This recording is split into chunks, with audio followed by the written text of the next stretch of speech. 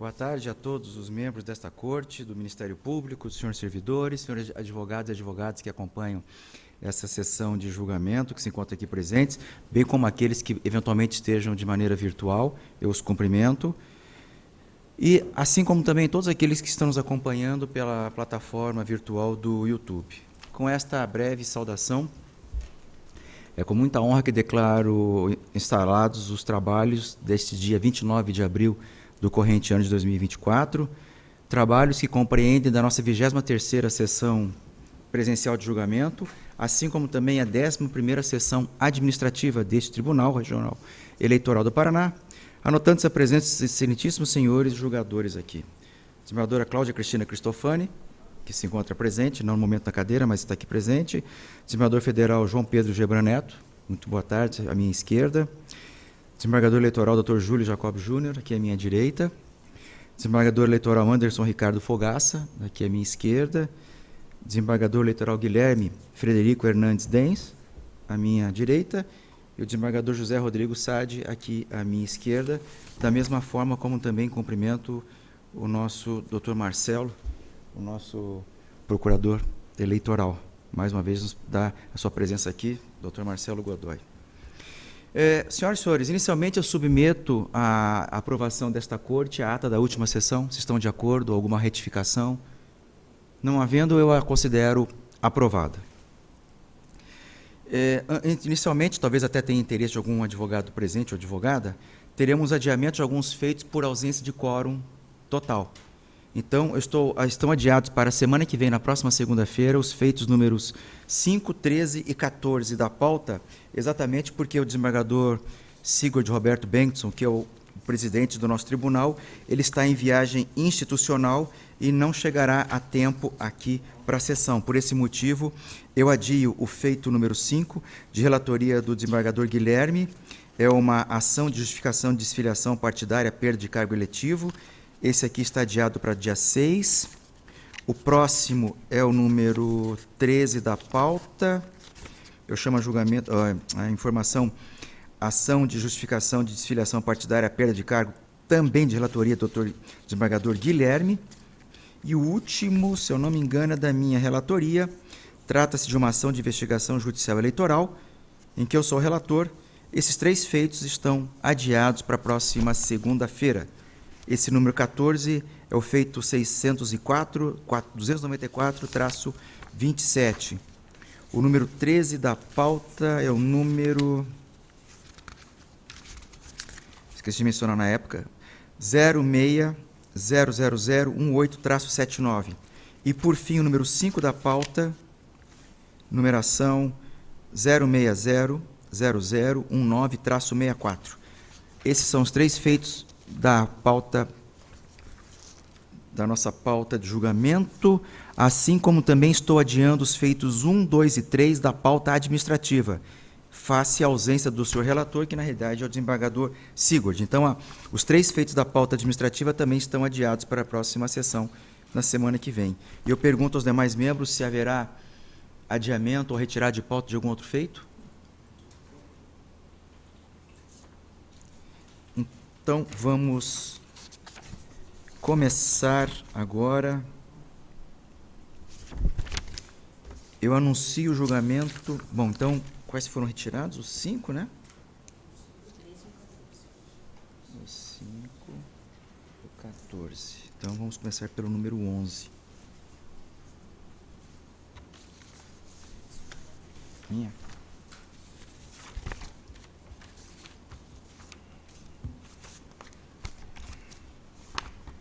Número 11.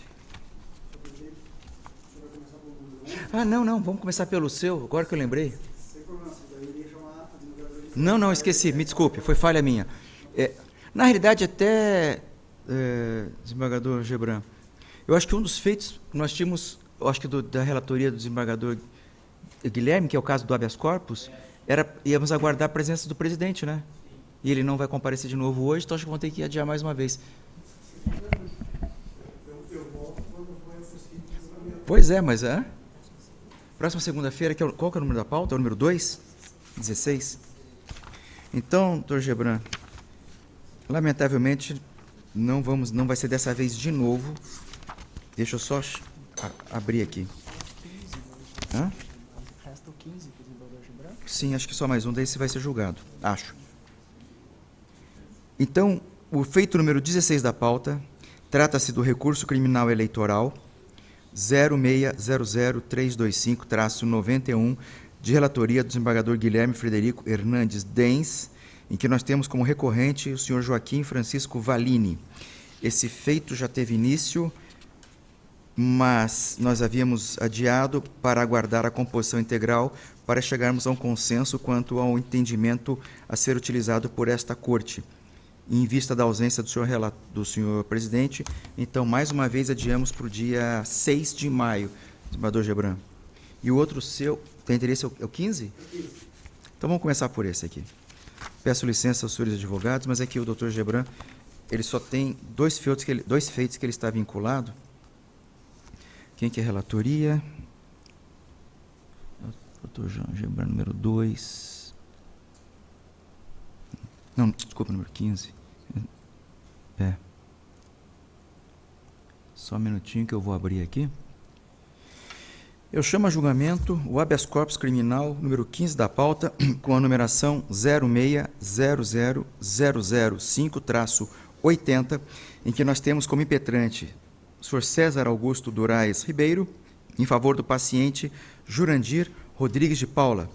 E aqui a parte impetrada é o juízo da 6ª Zona Eleitoral de Antonina.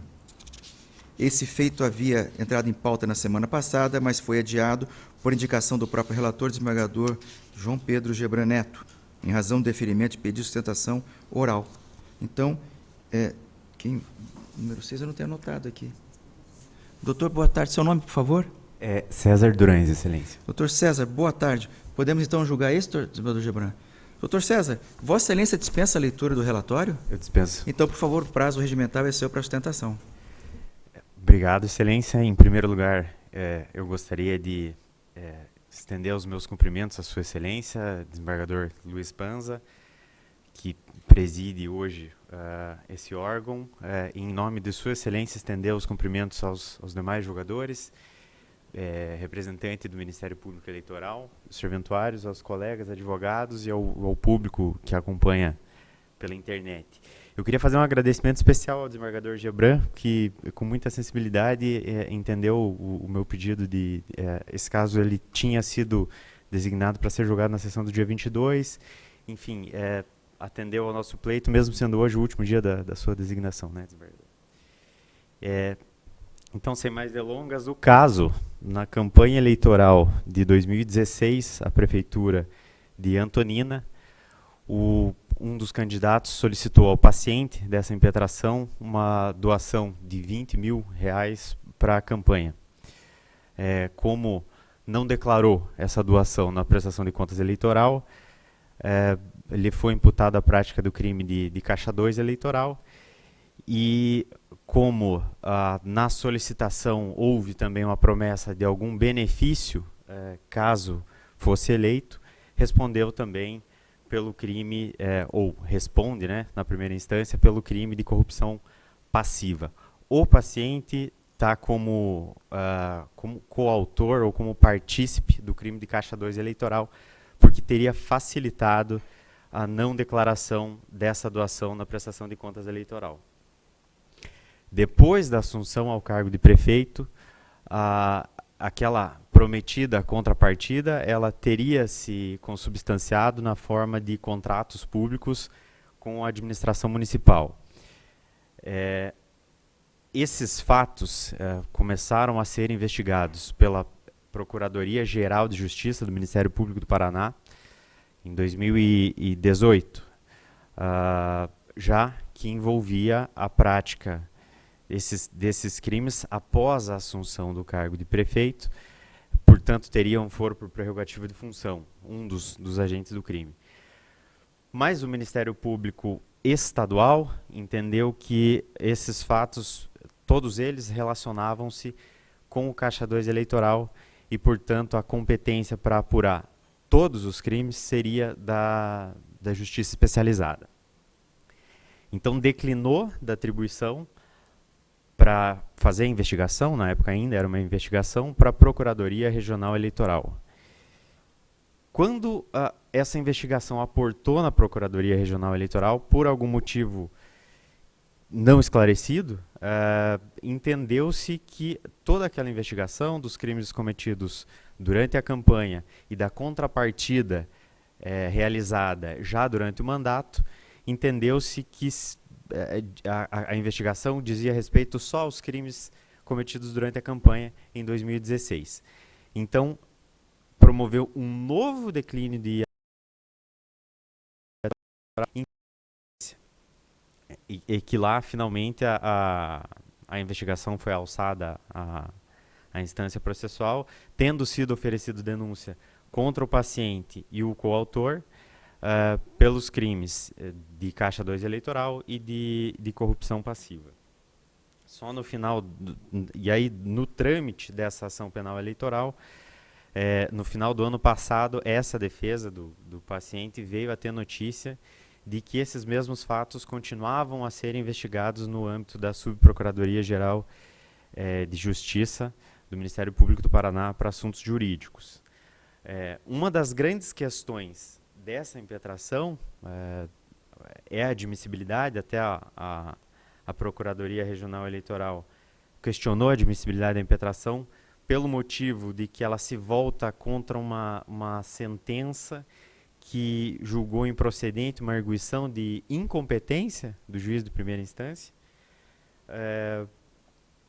Mas, enfim, a própria lei, no artigo 648, inciso 3 do Código de Processo Penal, disciplina que a coação ilegal determinada por um juízo incompetente é justamente uma das hipóteses de concessão do habeas corpus.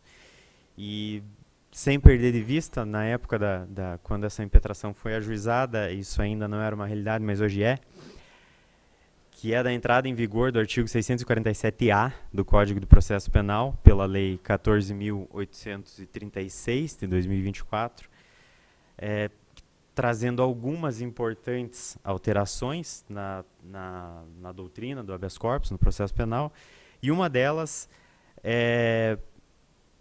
trazendo como uma hipótese de concessão da ordem de habeas corpus quando houver violação ao ordenamento jurídico, e foi justamente o que aconteceu aqui no regramento da competência, em específico do artigo 29, inciso 10 da Constituição da República. Então, a liberdade de locomoção do paciente, ela está sendo, no mínimo, ameaçada. Diante da perspectiva de que uma condenação pelo um juízo incompetente, que é o juiz de primeiro grau, vai constituir exatamente essa hipótese de uma coação ilegal. Quanto ao mérito da conexão entre os crimes, não é uma circunstância nova para essa corte. No julgamento do recurso criminal 06.000.61 de 37 de 2020, essa corte, no acórdão 56.670, quando analisou a arguição de atipicidade da corrupção passiva, porque dizia-se que um candidato ao cargo de prefeito não poderia cometer a corrupção passiva porque não tinha nenhuma vantagem para oferecer, disse aqui, e abro aspas, pedindo licença para citar a decisão dessa corte: mesmo que ainda não se encontre investido na função, mas a utilize como objeto da contraprestação a ser adimplida no negócio espúrio. Fecho aspas. Então, a contrapartida da corrupção passiva cometida em 2016, que foi a contratação direta acontecida em 2017, foi colocada como pressuposto da tipificação criminal dessa conduta de 2016. Então, se a conduta de 2017, para essa corte, se a conduta de 2017 não tivesse acontecido, a de 2016 também não teria sido típica. Mas, além do que disse a corte, o Ministério Público Eleitoral, tanto em primeira instância quanto em segunda, para negar o oferecimento de acordo de não persecução penal, levantaram justamente essa questão de que o crime teria sido especialmente lesivo à administração, porque envolveu essa contrapartida acontecida em 2017, que em si constituiu também uma nova infração penal.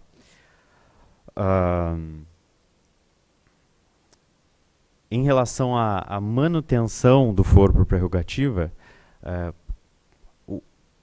em 2016 o candidato teria cometido essa corrupção passiva, foi eleito, disputou novamente o pleito em 2020, ganhou novamente, então foi reconduzido ao mesmo cargo, que é o cargo que ocupa até hoje, e dessa forma ele manteve nos termos do julgado no recurso extraordinário 11.85.838, que compõe o informativo de jurisprudência número 940 do STF, a sua prerrogativa por prerrogativa pela função nessa casa.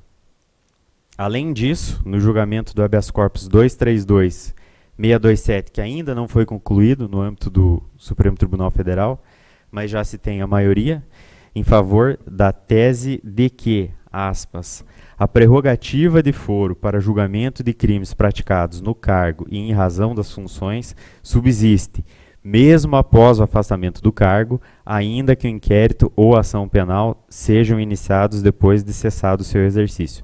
Fecha aspas. Nesses termos, excelências, o pedido da defesa é para que a ordem, primeiro, seja conhecida e, no mérito, concedida para avocar a competência de julgamento desse caso, equivocadamente tramitando hoje na primeira instância da Justiça Eleitoral. Devolvo a palavra, excelência. Obrigado pela sustentação, doutor César. E de imediato eu passo a palavra ao desembargador... desculpe. Doutor Marcelo, do Ministério Público, vai se manifestar. Com a palavra, doutor Marcelo. Obrigado, senhor presidente. Uma boa tarde a todos. Doutor Augusto, cumprimento pela sua sustentação.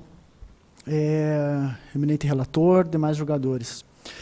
Eu vou só pontuar realmente em relação à questão do conhecimento do habeas corpus, nesse caso, e inclusive esse é um assunto que está permeando as últimas sessões da Corte, até o caso que está sendo adiado, que caiu com o Dr. Gebran, também é um outro assunto em que se debate o conhecimento do habeas corpus. Então, daí também a oportunidade de, mais uma vez, frisar a posição da Procuradoria neste caso,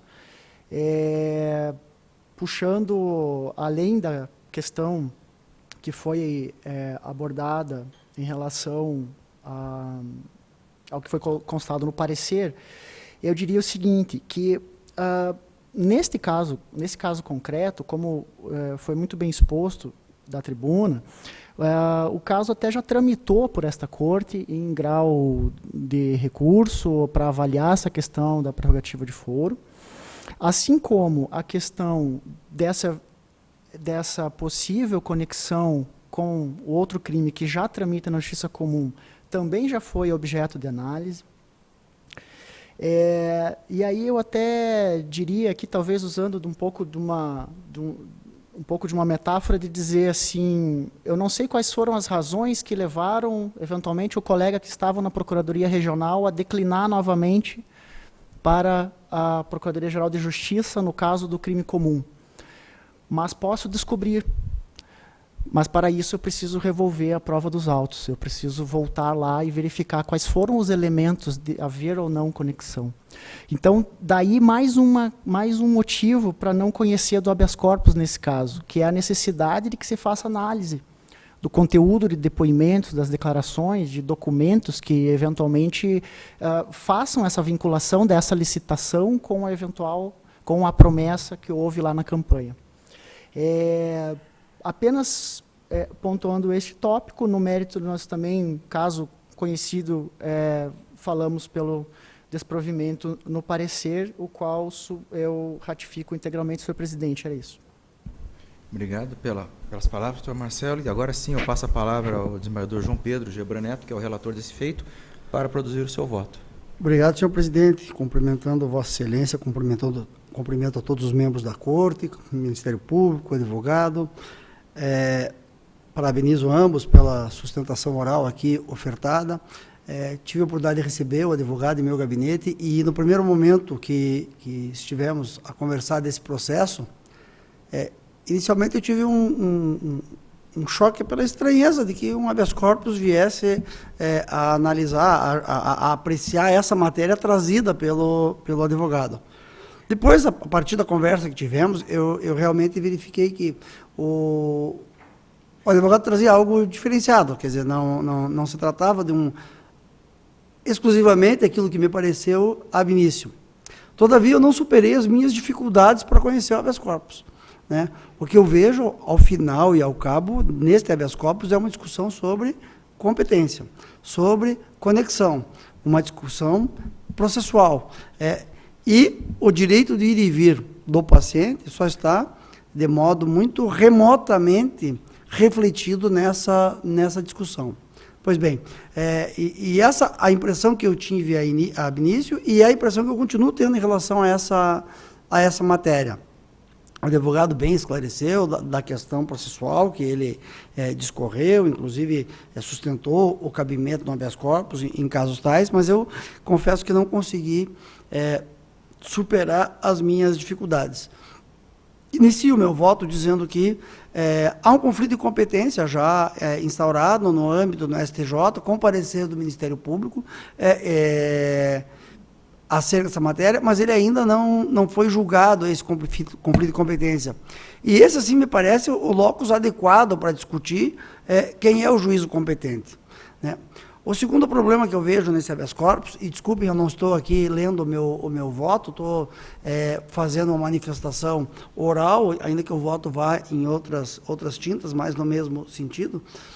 A segunda dificuldade que eu tenho é sobre a questão do mandato, que Vossa Excelência bem referiu, e é um tema hoje candente, inclusive no STJ, que está com uma discussão para ampliação do foro, do STF, ampliação do foro por prerrogativa de função, ou foro privilegiado, com maioria formada, mas o fato é que este processo ainda não concluiu. E mais do que isso, a discussão da continuidade do mandato. Eu, coerente no que vim participando e julgando no Tribunal Regional Federal da 4ª Região, forte na jurisprudência que se formou lá, digo de passagem, eu fui vencido, né, mas fui o único vencido no seio da nossa sessão, entendeu-se, na oportunidade, no Tribunal Regional Federal da 4ª Região, que encerrou-se um mandato, mandato de cargo executivo. O novo mandato não se conecta com o primeiro, ou seja, aquela jurisprudência do Supremo Tribunal Federal de que os crimes ocorridos no curso do mandato devem ser processados apenas com foro privilegiado apenas aqueles crimes ocorridos no curso do mandato, em caso de renovação de mandato por força da reeleição, esses crimes não se conectam e, encerrado o mandato, voltaria a competência para o juiz de primeiro grau. Então, esses são pontos que me fazem não superar as minhas dificuldades iniciais no que diz respeito ao próprio cabimento do habeas corpus. Não verifico a existência de foro de prerrogativa de função aqui e também não verifico possibilidade de conhecer de habeas corpus por uma questão que tem remédio processual próprio, remédio esse que está articulado, que é o conflito de competência sobre essa matéria. Agora sim, passo a ler um pequeno trecho do meu voto, que digo, já na metade em diante, que a alegação de conexão, de que a alegação de conexão já teria sido reconhecida por esta Corte, quando o julgamento do RC 06006137 não encontra respaldo fático, dado que o acórdão proferido naqueles autos não adentra a hipótese da ocorrência de crime de fraude e licitação, que é um dos crimes que está investigado e que estaria declinado para a Justiça Comum, cingindo-se a análise dos pressupostos para recebimento da denúncia dos crimes tipificados no artigo 317 do Código Penal e artigo 1º da Lei 9.613.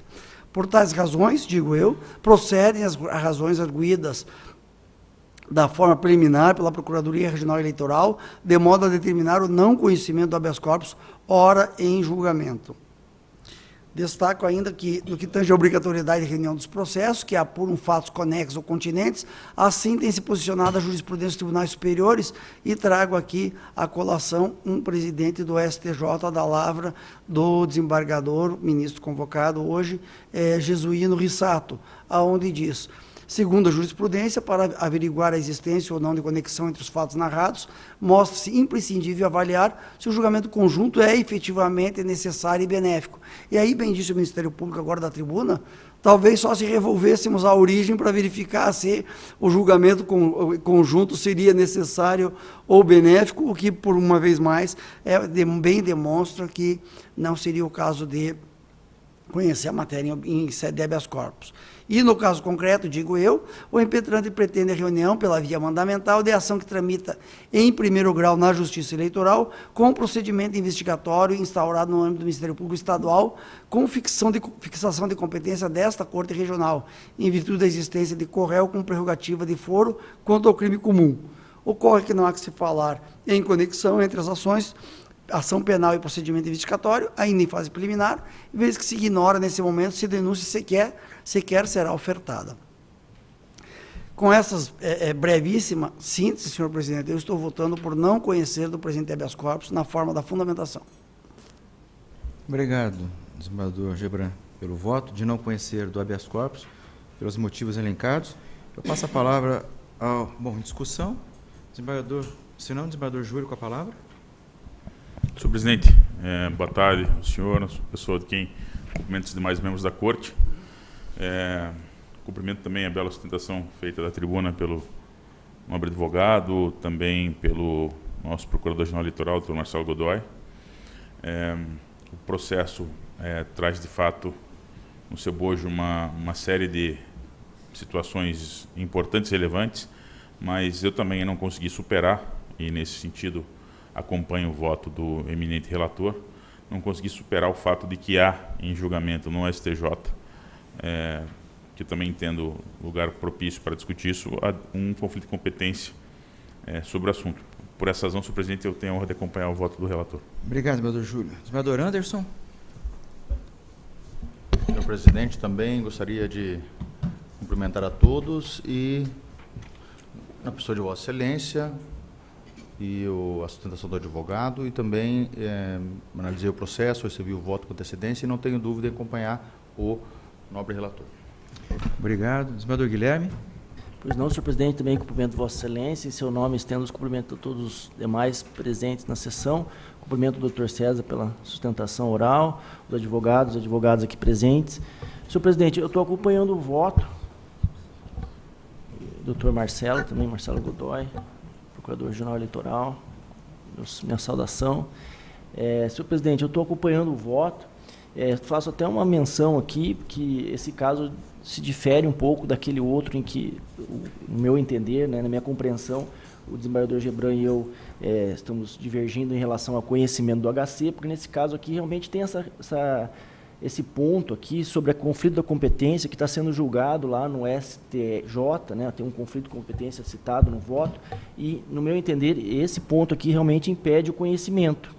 De qualquer sorte, também, o relator bem analisou a questão, ainda indo até além, né, das outras questões fáticas aqui que foram analisadas, não com profundidade, porque ele mesmo diz que isso não é possível, mas ele analisa a questão da conexão aqui e realmente ele afasta a possibilidade de concessão aqui do HC. Então, com isso, senhor presidente, estou acompanhando o voto do relator. Obrigado. Eu agradeço, desembargador Guilherme. Por fim, desembargador José Rodrigo, SAD. Boa tarde, presidente, a todos. O voto começa com uma questão que me chamou atenção, realmente. Eu estava inclinado a conhecer do habeas corpus, conhecer para depois analisar com mais calma o mérito, mas como a matéria já está para ser julgada no STJ, eu acho que o remédio aqui não precisa ser agora conhecido. Então, por essa razão só, os demais tópicos do acórdão e do voto eu iria analisar se pudéssemos avançar no mérito, mas a razão já do início do voto me convenceu, né? Por isso acompanho a sugestão de voto do relator. Obrigado, desembargador SAD. Então, eu proclamo o resultado que este colegiado do Tribunal Regional Eleitoral, por unanimidade de votos, não conheceu do presidente habeas corpus nos termos da fundamentação apresentada pelo seu relator, resultado este que fica proclamado, agradecendo a presença do Dr. César aqui, que veio defender o seu cliente. Muito obrigado, doutor. Obrigado, excelência. Bom trabalho a todos. Obrigado. Desembargador Gebran, então, Vossa Excelência tem mais algum? Não, encerro aqui, agradeço a atenção de todos. Só vou chamar a desembargadora Cláudia para assumir a função dela. Perfeito. Então, Tá nos bom? vemos na semana que vem. Tá ótimo, obrigado, hein? Obrigado. Boa tarde a todos. Um abraço.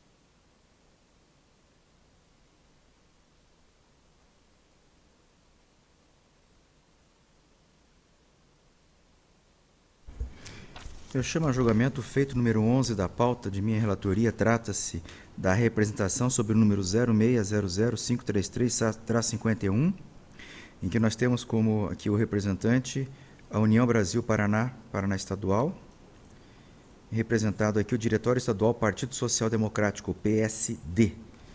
Consta que haverá sustentação pela doutora Isabela em favor do União Brasil?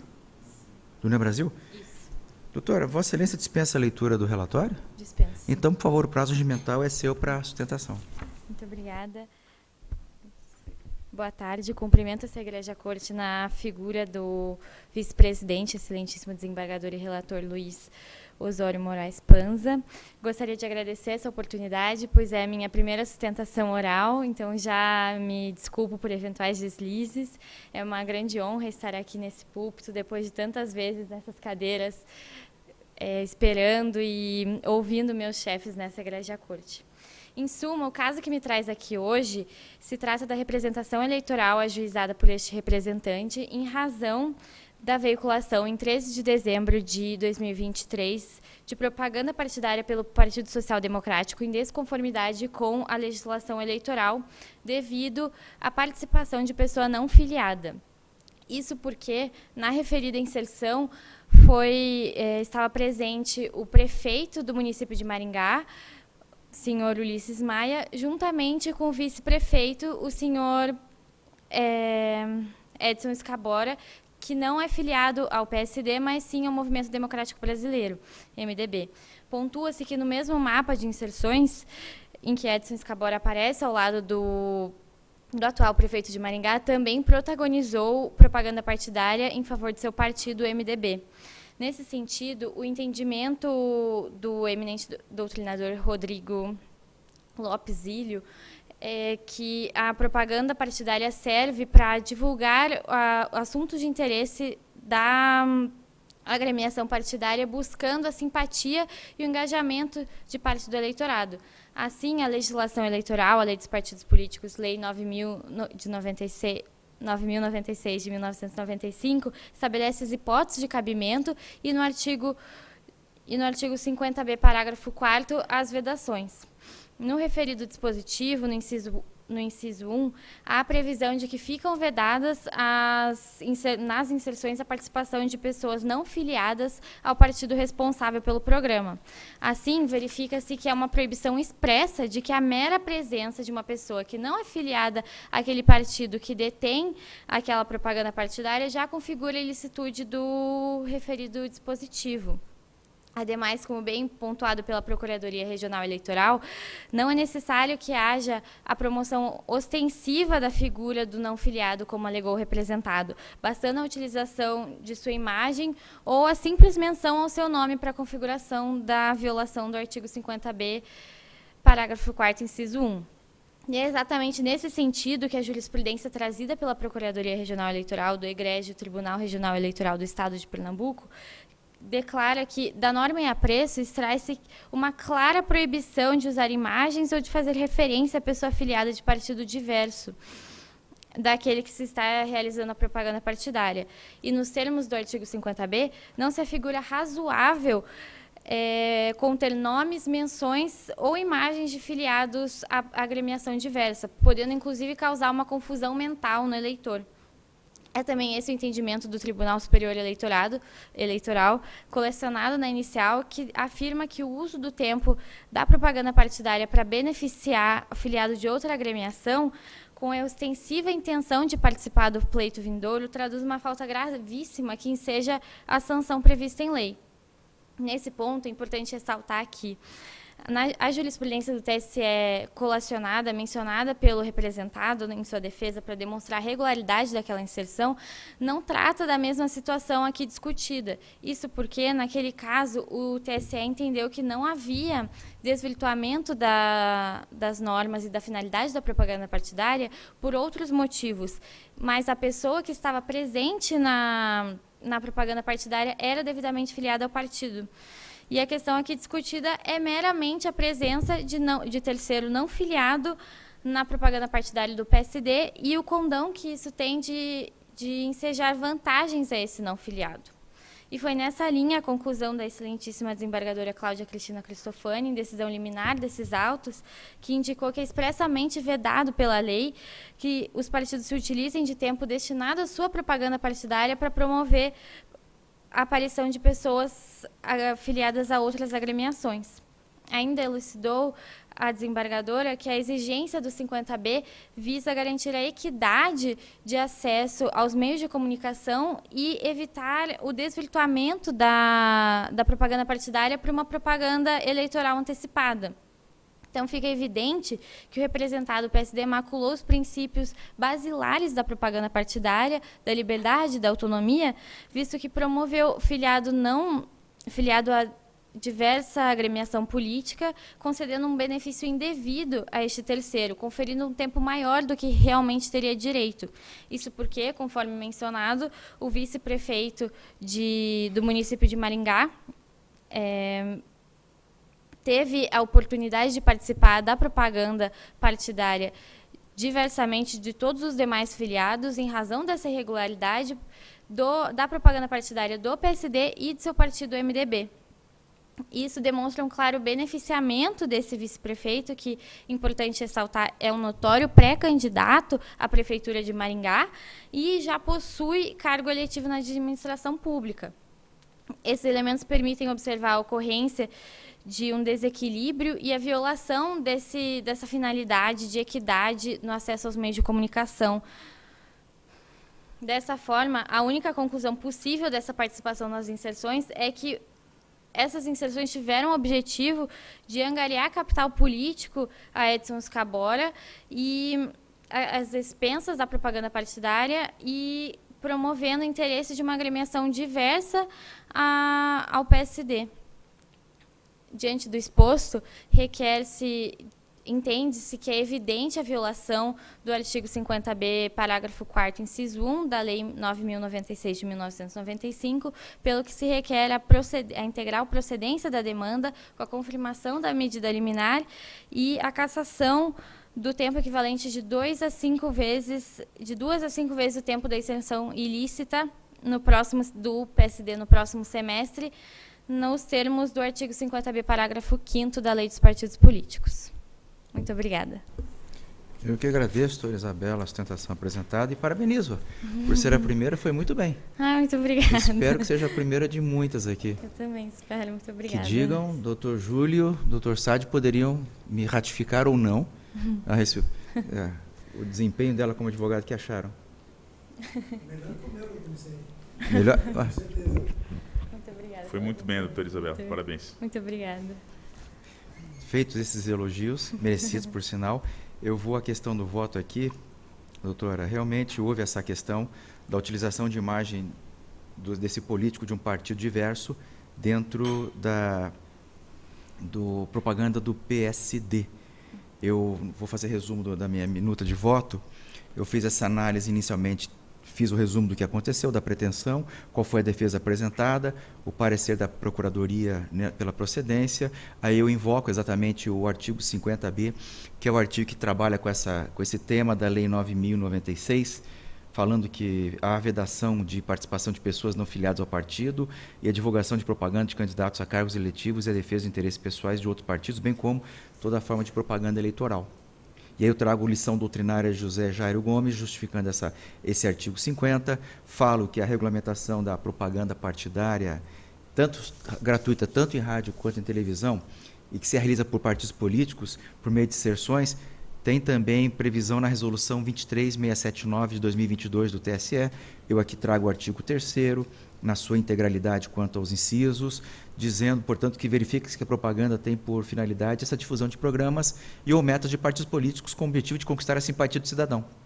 Trago mais doutrina para justificar essa questão e digo, aí na sequência, que existem vedações ao conteúdo veiculado nas inserções partidárias, dentre as quais a participação de pessoas não filiadas ao partido político responsável pelo programa, e sim pessoas filiadas a outras agremiações partidárias, e eu invoco aqui o artigo 4º da Resolução 23679. Eu reproduzo, assim como seus incisos. Mais uma vez trago lição de um ex-juiz paranaense, Dr. Olivar Coneglian, que tem obra nessa seara de partidos.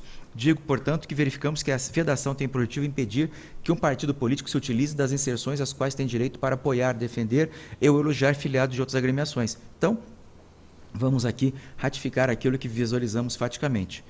E eu digo, feitas essas considerações, verifica-se, da análise da inserção apresentada, juntamente com o exordial, que a propaganda partidária do PSD, veiculada no dia 13 de dezembro do ano passado, no qual o vice-prefeito Edson Escabora, filiado ao MDB, além de ter sua imagem vinculada na inserção do PSD, teve seu nome mencionado durante a veiculação. A inserção possui narrativas do governador Ratinho Júnior, o presidente do diretório do PSD no Paraná e do então prefeito de Maringá, Ulisses Maia, que é filiado do PSD. Faço uma colagem aqui do momento certo, exatamente onde aparece isso, e eu apresentei a degravação dessa inserção, em que o governador diz: para fazer a nova política é preciso atitude, velocidade e eficiência para fazer bem ao povo. A narrativa do senhor Ulisses Maia, prefeito de Maringá. Aqui em Maringá, eu, Escabora, inovamos e aceleramos com a nova Carlos Borges e mais de centenas de obras para melhorar a cidade. E o governador fala de novo: método Paraná, o jeito PSD de fazer mais, melhor e mais rápido, filie-se ao PSD. Somado a isso, analisando um outro vídeo, também juntado na inicial, referente à propaganda partidária veiculada pelo MDB, constante do mesmo mapa de inserções referente ao segundo semestre, que contém inserção da hora atacada do PSD, verifique-se que o vice-prefeito de Maringá, o senhor Edson, aparece como protagonista da propaganda partidária para apresentar o resultado prático das políticas e diretrizes partidárias do MDB. Faço a colagem na tela, dizendo em que pese a defesa da agremiação PSD reforce em seus fundamentos que a inserção em questão foi totalmente direcionada ao partido representado, fato é que não houve apenas a veiculação de mensagem política de atuação partidária e ou engajamento referente à atuação de membros do partido. De antemão, digo eu, há de ressaltar e deixar claro que a veiculação da atuação de membros do mesmo partido político não é vedada, havendo uma série de precedentes no TSE. E aqui eu cito esses precedentes que trazem exatamente esta possibilidade. Aqui o último de relatoria do ministro Sérgio Silveira Banhos, em abril do ano passado. Contudo, o caso analisado trata-se de situação diversa. Consiste no quê? Inserção de agremiação partidária, no caso o PSD, na qual a apresentação de imagem e referência do nome do filiado do partido diverso, o senhor Edson Escabora, filiado ao MDB do Paraná. E, portanto, total desacordo com a legislação. Ademais, digo eu, continuo, o filiado ao partido diverso, no caso o vice-prefeito de Maringá, atua como protagonista das inserções veiculadas pelo MDB, constantes no mesmo mapa de distribuição e horários, referente ao segundo semestre, conforme se depreende do vídeo.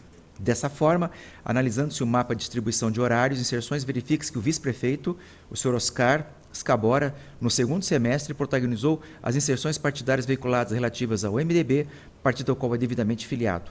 Por outro lado, de certa forma, sua imagem e nome foram promovidos pelo PSD, na inserção vinculada no dia 13 de dezembro do ano passado, ensejando o desvirtuamento do conteúdo de propaganda partidária, motivo pelo qual entende-se ser acertada a concessão dada pela liminar pleiteada pelo representante.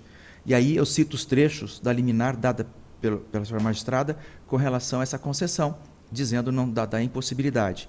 E é nesse sentido que eu ratifico com entendimentos da Corte. Aqui eu trago um precedente do Tribunal Regional Eleitoral de Pernambuco, foi relator o desembargador Francisco Roberto Machado nesses termos, julgado em julho de 2022, e um outro julgado que eu trago do desembargador Renan Salles Vanderlei, do Espírito Santo, também nesse mesmo sentido. Assim sendo, já fechando o entendimento, considerando que foram deferidas inserções ao representado no segundo semestre de 2023, nas datas de 11, 13, 15 e 18 de dezembro, e aí eu cito a numeração do processo de propaganda partidária que deu início a isso, não há o que se falar acerca da liminar concedida, o qual deve ser confirmada, vez que evidente a existência do perigo da demora, caso a inserção em questão continuasse a ser veiculada, eis que a época estava pendente ainda de veiculação pelo representado da inserção no dia 18 de dezembro. Todavia, há de se considerar que o representado, embora não intimado em tempo hábil acerca da concessão da liminar, deu cumprimento à sua decisão, fazendo cessar a veiculação da inserção atacada, deixando de ser exibida no dia 18 de dezembro, conforme se depreende da declaração, prestada pela responsável pela gestão de mídias e propaganda partidária do PSD, da qual consta a informação. Primeiro, a propaganda partidária foi veiculada em 2 inserções dentro da grade das 10 inserções diárias a que tinha direito a agremiação partidária, no caso o PSD, no dia 13 de dezembro. 2. Por orientação do Departamento Jurídico do Partido, no dia 18, a propaganda não foi veiculada em nenhuma posição da grade de inserções. E 3. A propaganda partidária foi veiculada somente na praça televisiva do município de Maringá e região. Pelo exposto, em conclusão, entende-se que a inserção objeto do presidente de representação, a qual contou com a participação do senhor Edson Escabora, vice-prefeito de Maringá e filiado ao MDB, por se tratar de propaganda partidária realizada pelo PSD, está inserida dentro da vedação trazida pelo artigo 50b, parágrafo 4º, incisos 1 e 2, da Lei 9.096/95, e também do artigo 4º, inciso 1º da Resolução TSE 23679 de 2022, e, portanto, deve ser reconhecida a ocorrência de desvio de finalidade ou desvirtuamento de conteúdo na propaganda partidária veiculada, eis que, de certa forma, houve um prejuízo ao princípio da igualdade entre os partidos políticos, motivo pelo qual enseja a condenação do PSD e as penalidades do artigo 19 da citada resolução.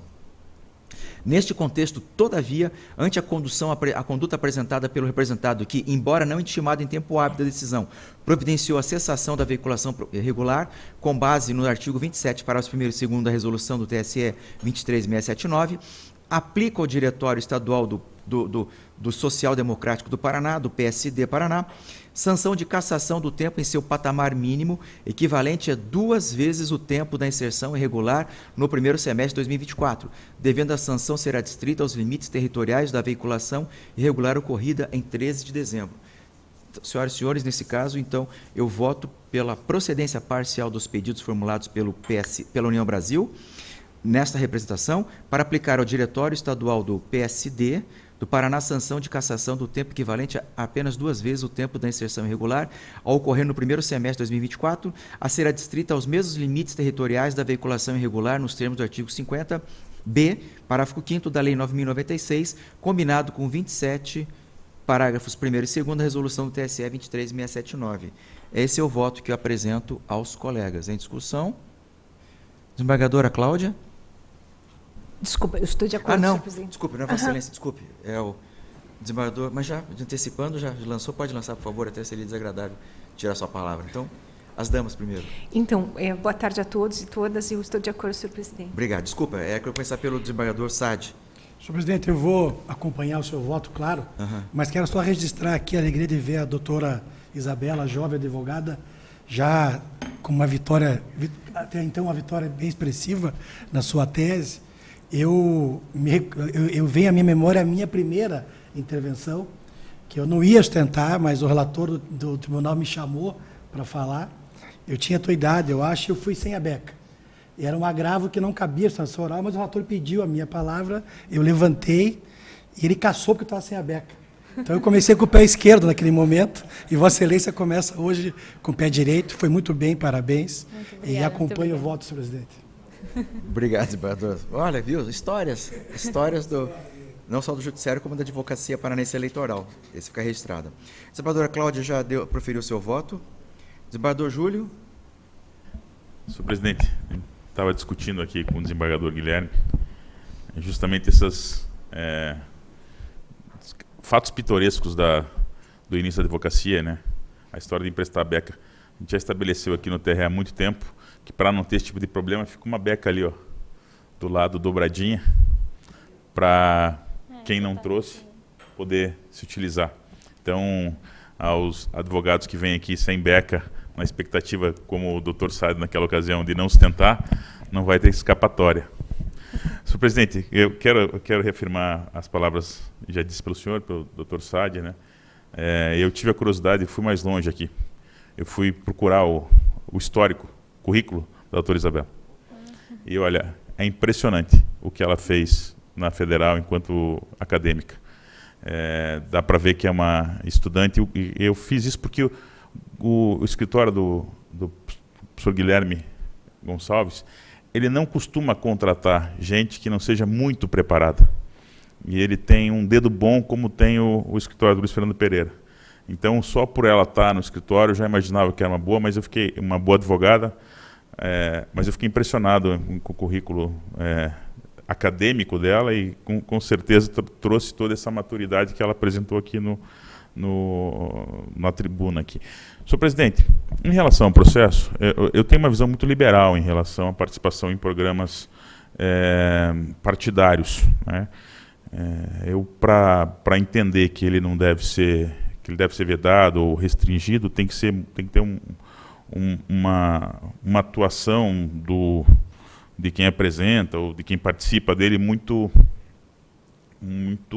contra a legem. E aqui talvez seja o exemplo mais típico, né, de você colocar no programa a proibição literal da lei, né?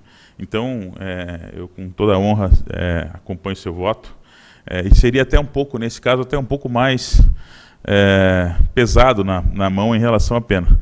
Mas tenho a honra de acompanhar o seu voto, senhor presidente. Obrigado, desembargador Júlio. Então, o desembargador Júlio está com o coração mais ameno hoje. Muito obrigada. Desembargador Anderson. Obrigado, senhor presidente.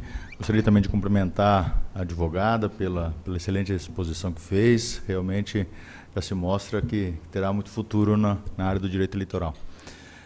Senhor presidente, também tenho a honra de acompanhar o voto de Vossa Excelência, muito bem lançado.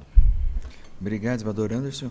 E, por fim, o nosso rubro-negro, doutor Guilherme Frederico Hernandes Dens. Quanto é que foi o jogo ontem?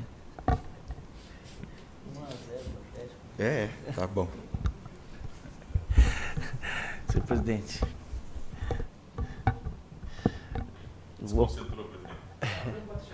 Não obstante essa brincadeira, eu vou acompanhar o voto de Vossa Excelência. Não, brincadeiras à parte. Primeiro, cumprimentar a doutora pela sustentação oral. Senhor presidente, eu acompanho o voto de Vossa Excelência. Até o desembargador Júlio fez essa menção aí da aumentar a pena, mas Vossa Excelência colocou bem aqui que eles já espontaneamente já retiraram logo depois, né? Então, por isso, realmente, eu acho que isso justifica aí a penalidade no seu grau mínimo, aí, como Vossa Excelência colocou no voto. Então, tenho aonde acompanhar Vossa Excelência. Obrigado, desembargador Guilherme. Brincadeiras à parte, então, doutor, parabéns pelo resultado aqui. Então, eu proclamo o resultado que este colegiado, por unanimidade de votos, julgou parcialmente procedente o pedido apresentado inicial para o fim de caçar do tempo equivalente a 2 vezes o tempo de inserção irregular do PSD para o primeiro semestre de 2024, a ser adstrita nos mesmos limites territoriais da veiculação irregular nos termos do artigo 50b, parágrafo 5º da Lei 9.096, combinado com o artigo 27, parágrafo 1º e 2º da Resolução 23679 do Tribunal Superior Eleitoral. Resultado deste que fica proclamado. Obrigado, doutora. Parabéns mais uma vez e volte mais vezes. Com certeza. Muito obrigada a todas as vossas excelências pela gentileza das palavras. Muito obrigada. Senhor presidente, se me permite, eu estou vendo a doutora Ema aqui. E a doutora Ema, dá para deixar claro que a doutora Isabela foi estagiária da doutora Ema. Então está explicado essa qualidade da sustentação, que a gente vai ouvir daqui a pouco. Promissoras advogadas presentes. Que bom, fico feliz com isso. Só para confirmar, nesse aqui? Também da minha relatoria, o próximo feito aqui. Deixa eu ver aqui.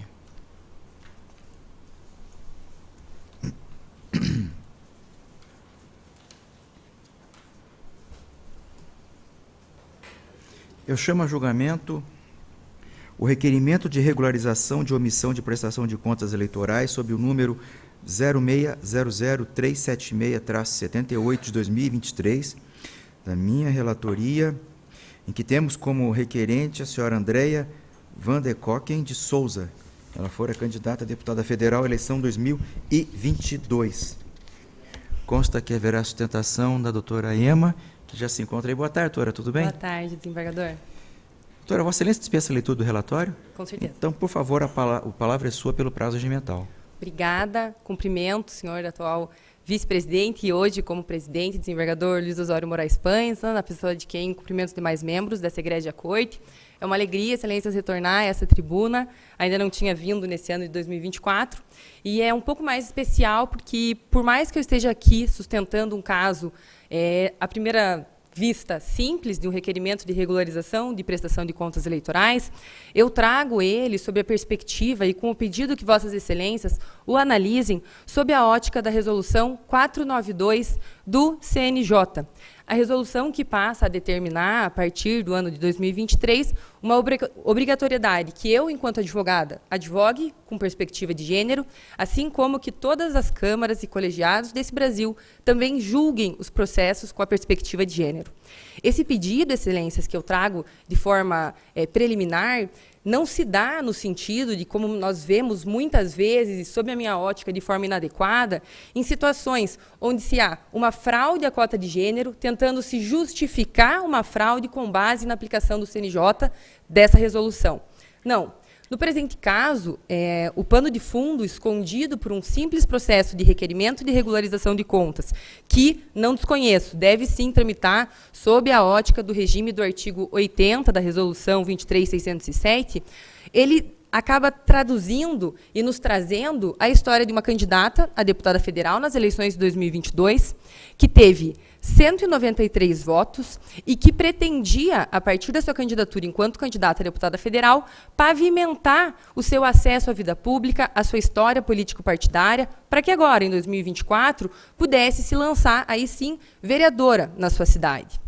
Essa candidata, que fez, Excelências, repito, 193 votos, ela o fez justamente mobilizada por ações afirmativas que todos que estão aqui nessa tribuna, todos que ocupam essa tribuna enquanto advogados e que também Vossas Excelências firmam em consenso uma maior participação feminina na política. Esse processo, Excelências, nos permite trazer para o plano jurídico tudo aquilo que nós sustentamos nos diversos eventos em que nós participamos, buscando mais mulheres. Essa mulher aceitou o convite da Justiça, o convite do seu partido, o convite da sociedade, de uma maneira geral, e iniciou a sua carreira político-partidária lá em 2022. Ela recebeu do seu partido o montante de R$ 62.500 do Fundo Especial de Financiamento de Campanha. E assim como nós conversamos, doutor Sade, no seminário em que o senhor organizou, o desembargador organizou no ano passado, aqui no TRE do Paraná, infelizmente, ainda sob a ótica de muitos de nós, qualquer mulher que receba um valor expressivo, como a hora requerente recebeu, R$ 62.000, é vista como uma candidata que apenas recebeu aquele valor para utilizá-lo em favor de uma campanha masculina. Mas não foi o que aconteceu com essa requerente.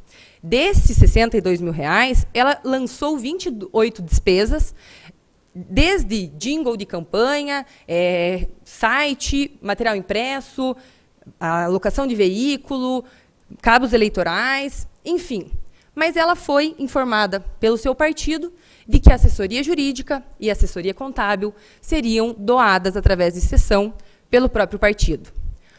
O que aconteceu foi que, depois de fazer todos esses gastos e de se doar realmente a uma campanha, a requerente teve as suas contas julgadas por esse colegiado como não prestadas.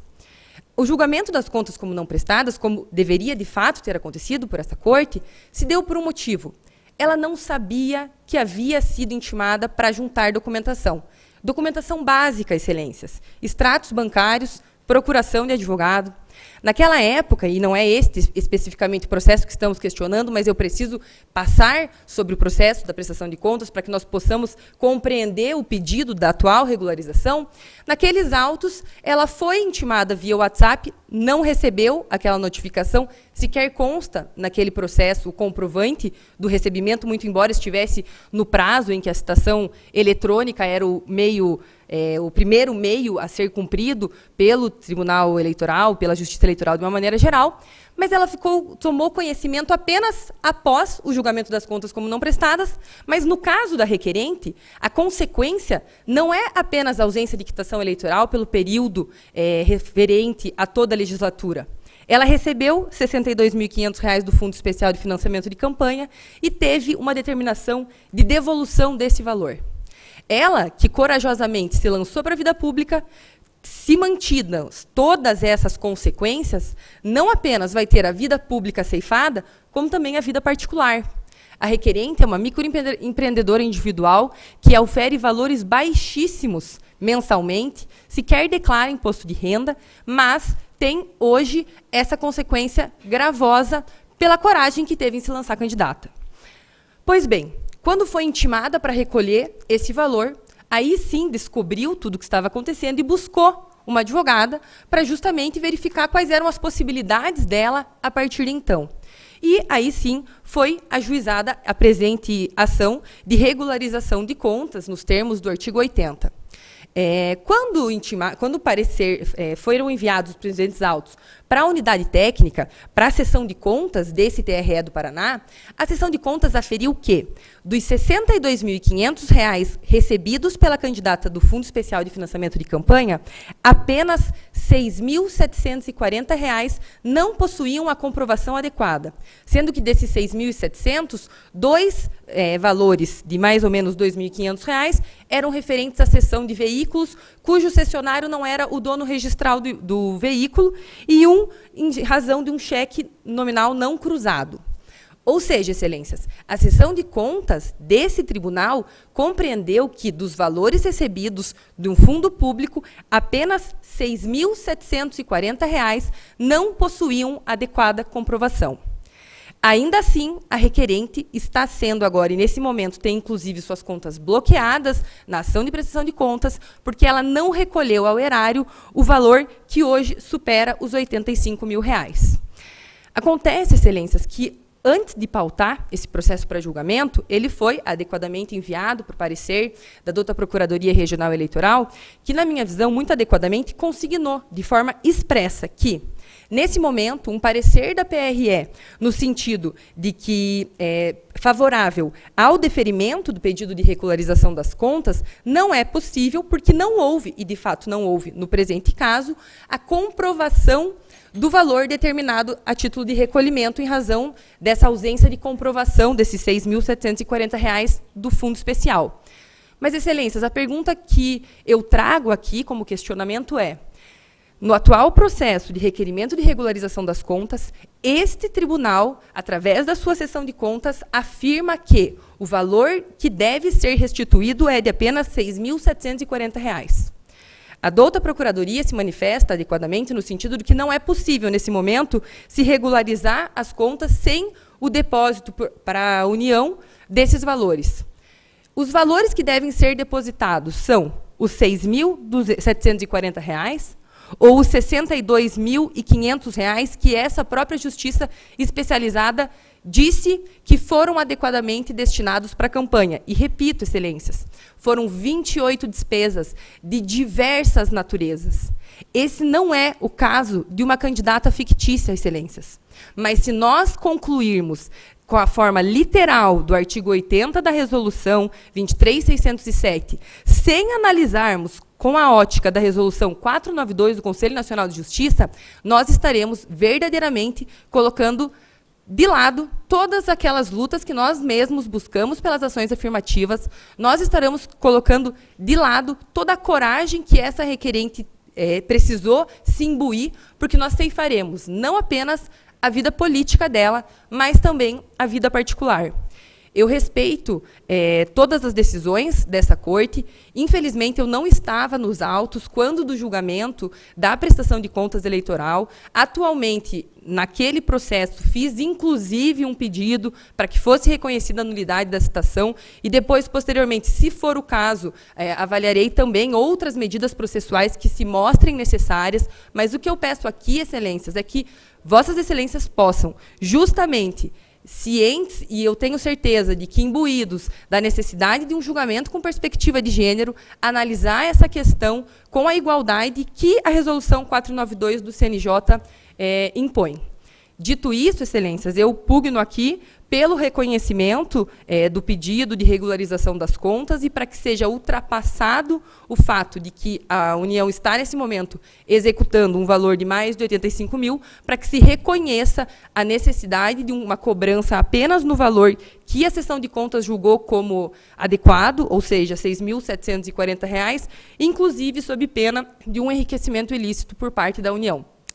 Por fim, eu destaco que, diferente, senhor presidente, de outros casos onde há um pedido para a aplicação do protocolo em casos, como eu disse, de fraude à cota de gênero, nesse caso não há nenhum prejudicado.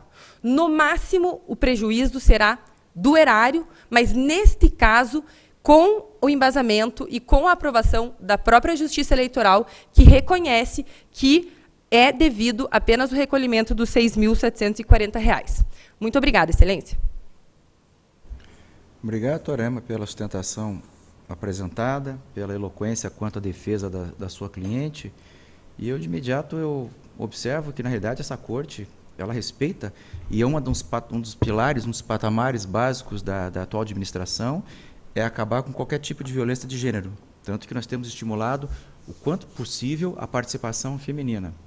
Que se coloque nesta eleição e nas próximas eleições, que o que nós queremos é que haja uma realidade no sentido de candidatas reais participem do pleito e que possam colaborar com a democracia brasileira. Só que, doutora, eu peço vênia, mas aqui a questão ela não entra apenas na perspectiva de gênero, mas eu tenho que observar uma questão de natureza processual que não foi da minha alçada. Isso aqui já vem de anos anteriores. Eu estou apenas apreciando o atual contexto dessa proposta que se colocou aqui da regularização da omissão de prestação de contas. E no relatório eu fiz, Vossa Excelência fez referência até à questão de valores, eu fiz no relatório, que eu não li por conta de os meus colegas têm conhecimento exatamente do conteúdo, já fiz explicitação em todos esses elementos quanto aos R$ 65 mil iniciais, a questão do parecer de que não houve a prestação dos contos, quais foram os movimentos de valores aqui, documentos que não foram apresentados. Enfim, o feito teve o seu regular andamento e o que nós tivemos aqui foi exatamente isso. Esta corte, com um acórdão julgado, com a decisão julgada com transjulgado, por assim dizer, não só o julgamento, mas o transjulgado, eu coloquei que, e ela foi candidata pelo Patriota, ela teve suas contas julgadas como não prestadas conforme o acórdão 61797, no processo de prestação de contas, eu cito o número de origem, com trânsito julgado no dia 1º de março do ano passado. E aí eu transcrevo o acórdão que fala exatamente da não prestação de contas. No caso, embora devidamente intimada, a candidata à hora requerente deixou de promover a devolução dos valores. Nesse contexto, em vista da inércia da candidata, a União ela requereu o cumprimento de sentença. Ocorreu que, intimada, a candidata manifestou-se ingressando com exceção de pré-executividade. Então, ela teve outra oportunidade para justificar a questão do valor e da legitimidade do título, para o fim de discutir a obrigação de devolução da quantia ao erário, sendo o pleito julgado improcedente por esta Corte na sessão de julgamento dia 26 de janeiro deste ano, talvez uma das últimas da antiga administração, nos termos do acórdão 63137, e eu transcrevo também segundo o acórdão. Quanto a esta decisão, não houve interposição de recursos, estando os autos de cumprimento de sentença aguardando resposta relativa à constrição de valores pelo sistema Cisbajude. Nestes autos, a candidata pleiteia a sua regularização da omissão de prestação. Digo, o artigo 80 da Resolução 23607 de 2019, do TSE, estabelece expressamente que o pedido de regularização se presta exclusivamente a evitar que persistam os efeitos do impedimento de obter a certidão de quitação eleitoral após o fim da legislatura.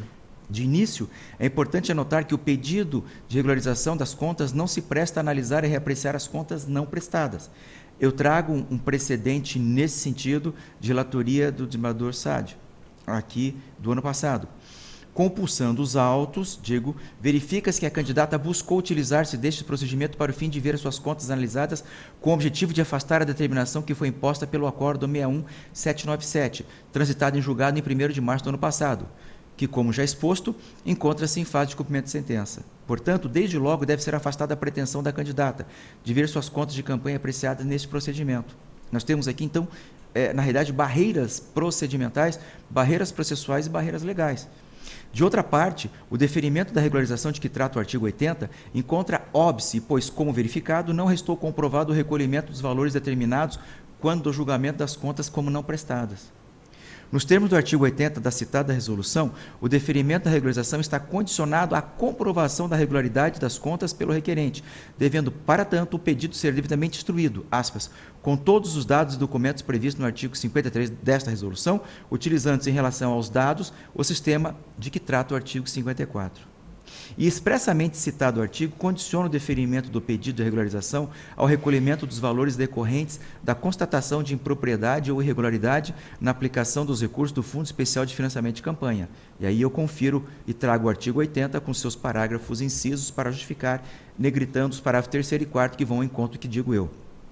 No caso, quando do julgamento das contas da requerente como não prestadas, restou consignada a ausência de comprovação da correta aplicação dos recursos do Fundo Especial de Financiamento de Campanha, havendo imposição à candidata de devolução da quantia correspondente.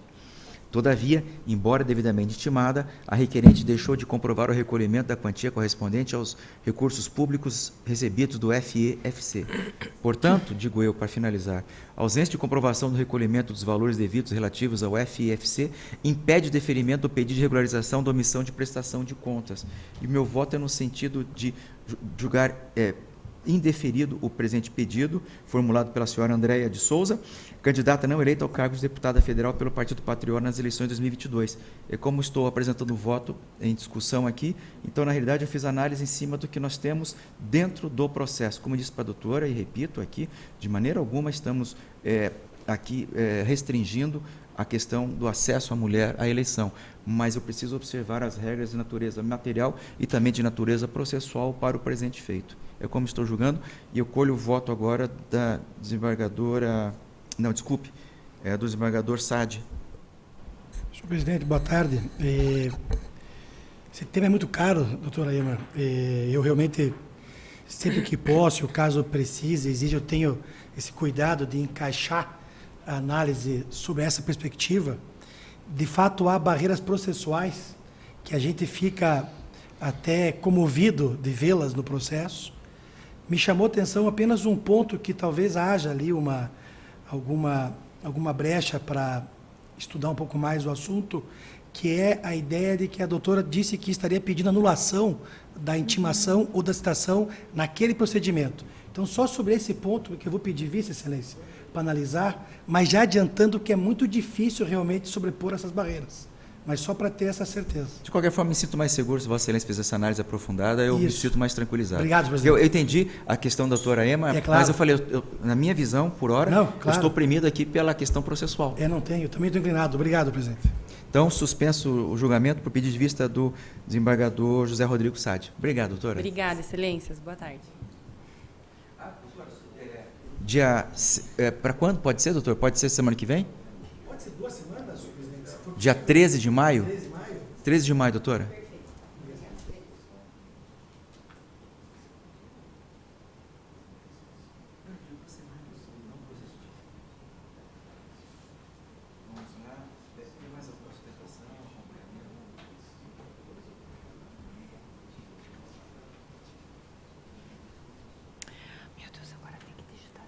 Agora só temos, as sustentações já foram, só temos agora acompanhamentos. E o próximo é de relatoria do desembargador Anderson Ricardo Fogaça. Eu chamo a julgamento o recurso eleitoral número 0600092-81, em que temos como recorrente o Partido Liberal de Arapongas e o recorrido Rafael Felipe Cita. Como disse, é relator desse feito o desembargador Anderson Ricardo Fogaça, e que está com a palavra é apenas para acompanhamento, desembargador Anderson. Obrigado, senhor presidente. Número 12 da pauta, né? É o 2? O meu está como 12.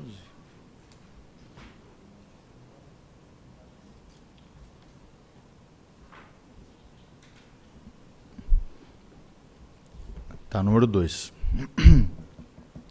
Então, trata-se de recurso interposto em face de sentença que julgou improcedente a representação eleitoral por propaganda antecipada. Temos outros casos desses já, senhor presidente, que estão sendo movidos contra o recorrido Rafael Felipe Cita, lá de Arapongas. O objetivo do recurso é a realização pelo recorrido Rafael Cita de palestra com o tema Adolescência e Saúde, Orientação e Prevenção na Paternidade e Maternidade, promovida pela Secretaria de Educação do município de Arapongas, com a participação da Secretaria do mesmo município e posterior publicação em sua rede social com a mensagem Juntos Podemos Fazer Mais, após já ter anunciado a sua pré-candidatura ao cargo de prefeito de Arapongas. Conforme o entendimento do TSE, a configuração de propaganda eleitoral antecipada, ilícita, ela exige a presença, alternativamente, de pedido explícito de votos ou a utilização de formas proscritas durante o período oficial de campanha ou a ofensa ao princípio da igualdade de oportunidades entre os candidatos. No caso em que pese o recorrido seja pré-candidato ao cargo de prefeito de Arapongas, também exerce o cargo de secretário do governo do município, não havendo óbice para que participe de eventos sem contornos eleitorais promovido por outras secretarias municipais. Além disso, a publicação feita na rede social do recorrido não apresenta alusão à sua candidatura, ao cargo eletivo pretendido, ao pleito vindouro, às melhorias que pretende realizar ou às suas qualificações para exercer o cargo almejado. Da mesma forma, a frase "Juntos podemos fazer mais", constante da publicação feita pelo recorrido, não apresenta pedido explícito de votos ou de palavras mágicas. Portanto, entendo ausente o conteúdo eleitoral na palestra ministrada pelo recorrido e na publicação de sua rede social, podendo-se concluir pela inexistência de violação ao princípio da igualdade de oportunidades entre os candidatos na disputa do pleito vindouro, estando descaracterizada a propaganda eleitoral antecipada. Caso fosse procedente esse pedido, estaríamos impedindo, então, o secretário municipal ou até o candidato a um cargo pelo executivo que seja candidato à reeleição, de participar de qualquer evento, mesmo durante o exercício do mandato. Então, aqui ficou bem caracterizado, na minha opinião, a questão dele estar participando de uma palestra ligada ao governo, ao trabalho dele como secretário. Ainda, a realização de palestras sobre a maternidade e a paternidade na adolescência, tema de interesse público, sem conteúdo eleitoral, afasta a caracterização das condutas vedadas previstas no artigo 73, incisos 1 e 2, da Lei 9.504 de 97. Quanto ao requerimento de condenação do recorrido por litigância de má-fé, não se vislumbra qualquer alteração da verdade dos fatos relativos às publicações contestadas e, ainda que haja contradição quanto à sua pré-candidatura, este fato não causou qualquer dano processual, não restando caracterizada a má-fé do recorrido, devendo, portanto, ser afastada a condenação de Rafael Cita por litigância de má-fé. Diante do exposto, voto pelo conhecimento e desprovimento do recurso para manter a sentença que julgou improcedente a presente representação eleitoral. Como voto. Obrigado, desembargador Anderson. Desembargador Guilherme? Pois não, senhor presidente, tenho a honra de acompanhar o voto do relator. Obrigado. Desembargador Sade? Desembargadora Cláudia? Sim.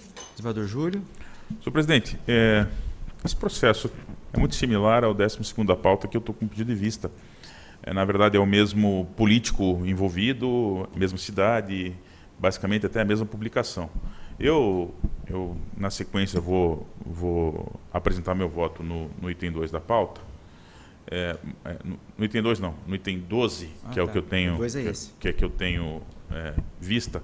Mas eu já adianto que eu também estou acompanhando o desembargador Fogaça no próximo processo, porque analisei toda a questão até da efetiva, do que seria essa campanha antecipada, a extensão dessa aparição do suposto pré-candidato, que de fato é pré-candidato, e estou muito tranquilo a acompanhar o voto do senhor relator, senhor presidente. Nesse agora, número 2. Nesse número 2. É que o próximo, tinha que é o 12, em relatoria. Mas o próximo é o 12 que Vossa Excelência está se referindo? Exato, que são as mesmas partes, e daí eu estou com pedido de vista. A doutora Isabela que também está acompanhando, né? Então, o número 2, Resultado, por unanimidade de votos, esta Corte conhece e nega provimento ao presente recurso nos termos do voto do relator. Resultado este que fica proclamado. Desembargador Anderson, já mantenha a palavra com Vossa Excelência, porque agora é o número 12. Eu chamo a julgamento... Não? Ah,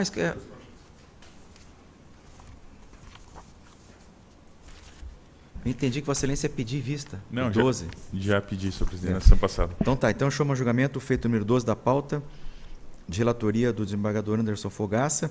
Trata-se do recurso eleitoral na representação número 06-00091-96, em que nós temos como recorrente o PL, o Partido Liberal de Arapongas, e recorrido também Rafael Felipe Cita. Houve sustentação oral e o relator proferiu o seu voto, aqui, em que o voto do desembargador Anderson foi em conhecer e negar provimento ao recurso, e aí com vista para o desembargador Júlio, em condições, então, desembargador? Sim, senhor presidente. A palavra é sua.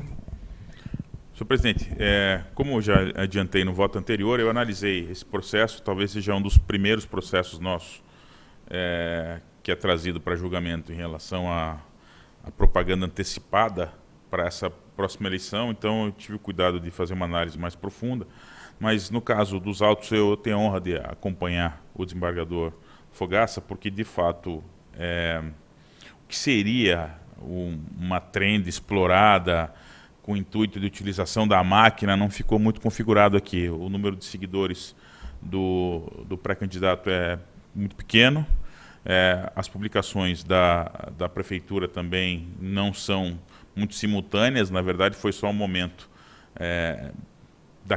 do lançamento daquela trend ligada à Disney, e por conta disso eu tenho um voto lançado aqui, escrito, para fundamentar a razão do porquê eu estou acompanhando o voto do desembargador Fogaça, mas acho que é suficiente essas colocações que eu faço aqui, por isso tenho a honra de acompanhar, senhor presidente. Só para eu entender, acompanha por fundamento diverso ou só complementa? Não, mesmo fundamento. Só complementos? Só complemento. Ah, perfeito. Desembargador Guilherme? Com o relator, senhor presidente. Desembargador Sade? Também com o relator. Desembargadora Cláudia? Então, eu proclamo o resultado que o colegiado, por unanimidade de votos, conheceu, porém negou provimento ao presente recurso nos termos do voto do relator. Resultado este que fica proclamado, agradecendo a doutora Isabela, que acompanhou esses dois últimos feitos. Obrigado, doutora. Boa tarde às senhoras e senhores aí. Agora, mas acabaram as sustentações, acabaram os acompanhamentos. Agora vamos seguir a pauta normal.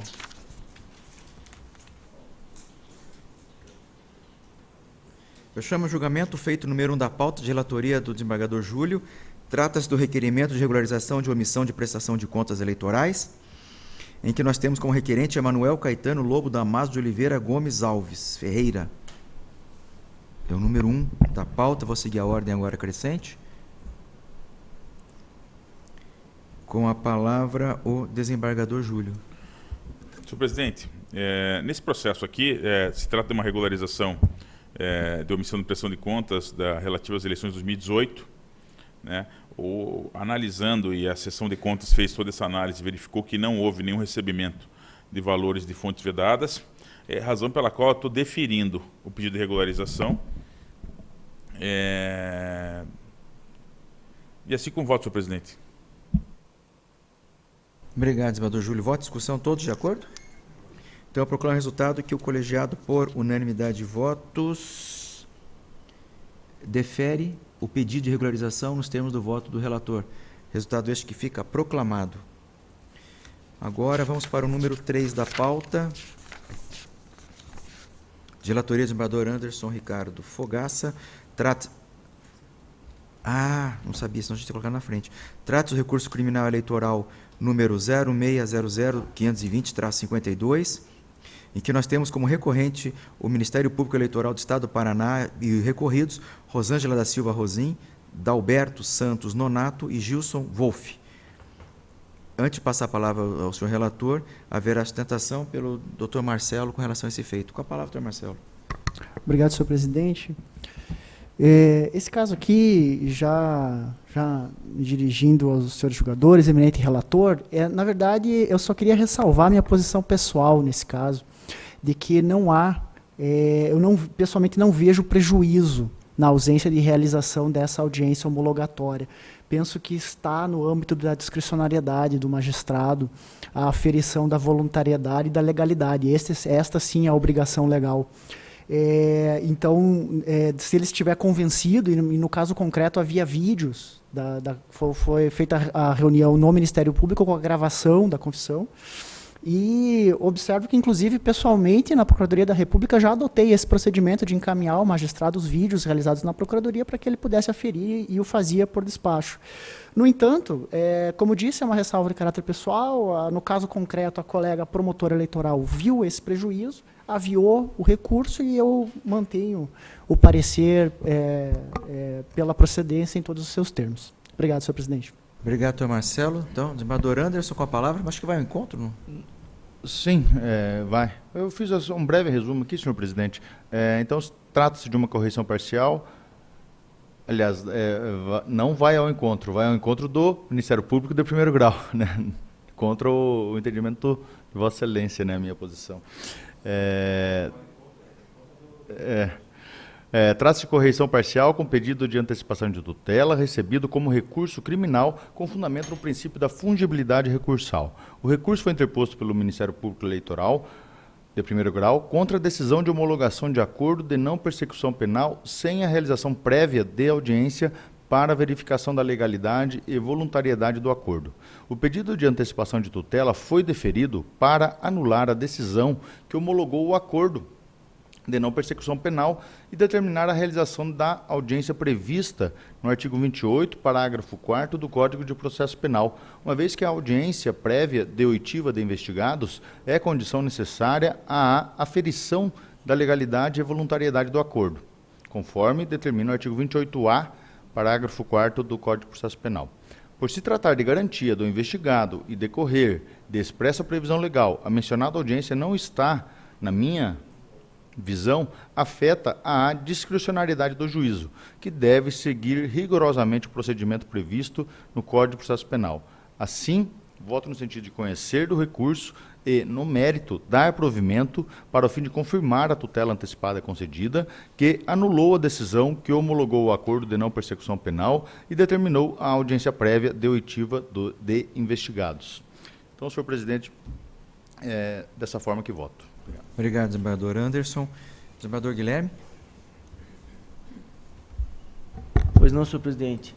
Esse caso aqui eu até fiquei curioso para saber a justificativa da juíza, do juiz do primeiro grau, por que não ouviu as partes. Talvez seja o doutor Marcelo, talvez agora nessa sua intervenção tenha esclarecido que muitas vezes então os juízes, né, e os promotores julgam desnecessária, né, essa oitiva daqueles beneficiados pelo acordo de não persecução penal.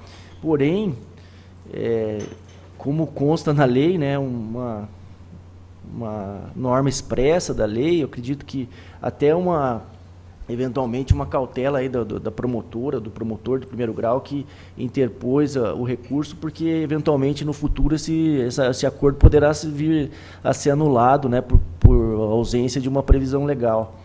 Então, senhor presidente, eu estou acompanhando o voto do relator. Perfeito, obrigado, desembargador Guilherme. Desembargador José Rodrigo.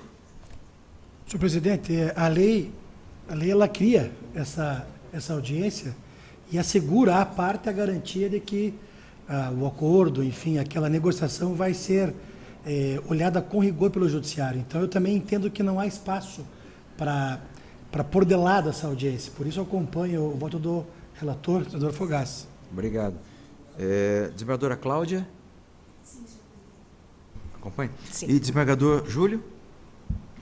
Senhor presidente, acho que o doutor Guilherme Dens bem colocou a minha percepção também. Eu tenho a impressão que faz sentido o recurso por essa preocupação do Ministério Público de primeiro grau não ter o processo com uma arguição de nulidade futura, mas eu me filio a um outro ponto que eu acho que é muito relevante, senhor presidente, e quero trazer, aproveitando o julgamento para trazer esse desafio para a secretaria.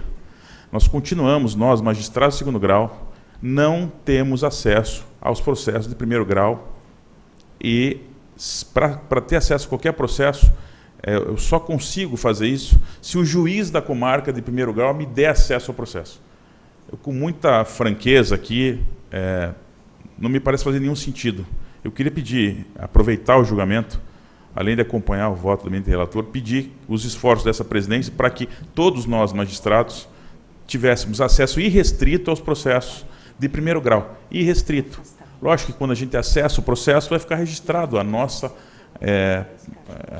acesso ao sistema. Mas hoje nós não temos esse acesso, infelizmente. Então dificulta muito, não nesse processo, em qualquer outro processo que a gente possa, não apenas esse, mas qualquer outro que a gente possa querer consultar, que é citado numa petição, mesmo num conflito de competência, num outro processo que ainda está em primeiro grau, a gente não tem esse acesso, né? Não me parece um desafio tão grande. Me parece que se criar um código de usuário para nós, juízes de segundo grau, para acesso ao sistema, e esse acesso for ilimitado, a gente consegue ter esse acesso. Então, eu queria aproveitar e pedir à presidência que nos ajude a ter esse acesso, senhor presidente. Obrigado, senador Júlio. Bem observado, porque na realidade parece tão simples, tão óbvio, né? No Projude nós temos isso, né? Não. Senhor presidente. O relator tem. Pois pelo menos, na verdade, quando a gente está fazendo o plantão, nós não temos acesso também. Eu estava de plantão essa semana, tive vários problemas com os inquéritos policiais em segredo de justiça, que só realmente o juiz de primeiro grau que tem acesso e nós não conseguimos acesso, assim. E lá nós também já fizemos várias reivindicações ao Tribunal de Justiça do Paraná, então eu não sei se é um caso tão simples assim ou se... não sei, porque lá também nós não temos, pelo menos eu não atuo no crime lá, só atuo no civil, né? Não sei como é que seria no segundo grau ao relator do crime, né? Não sei se o desembargador Fogaça tem acesso.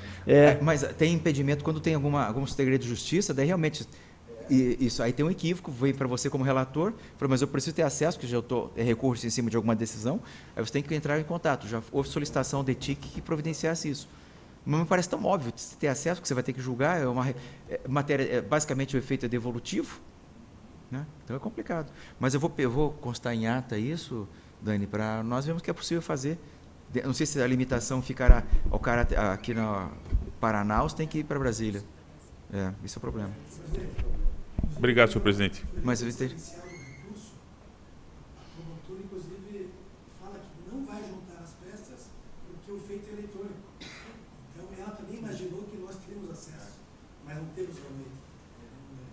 Mas vamos providenciar, vamos entrar, pelo menos vamos tentar. O não já temos, né? Vamos tentar o sim. Ou no limite, senhor presidente, se não tiver acesso, pedir às secretarias, orientar os cartórios, que sempre que subam um processo, encaminhem, façam o escaneamento ou repasse do processo integral, que seria uma alternativa pesada, difícil, trabalhosa.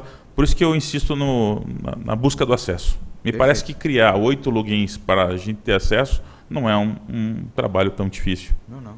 Perfeito. Vai anotar isso, vamos providenciar. Vou falar com o desembargador Sigurd. Bom, então o resultado aqui é que, por unanimidade de votos, conheceram e deram provimento ao presente recurso para o fim de confirmar a tutela antecipada concedida que anulou a decisão que homologou o acordo de não persecução penal e determinou a audiência prévia da oitiva dos investigados. O resultado deste que fica proclamado. Agora é o número 4. Chama a julgamento. A